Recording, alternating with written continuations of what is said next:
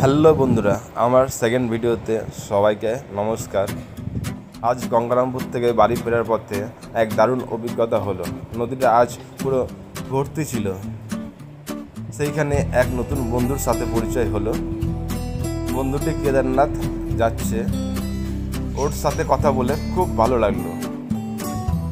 বন্ধুটির নাম হচ্ছে জয়, বাড়ি গঙ্গারামপুর।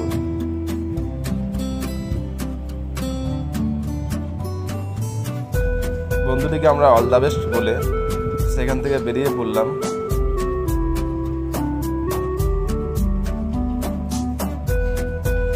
চলে এলাম সুমন কফি হাউসে।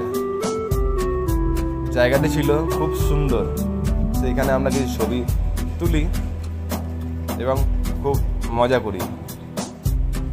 কিছুক্ষণ থাকার পরে কফি অর্ডার দিয়ে আসার পর কফি খেয়ে নিলাম। কফি খেয়ে সেইখান থেকে আমরা বেরিয়ে পড়লাম বাড়ির উদ্দেশ্যে।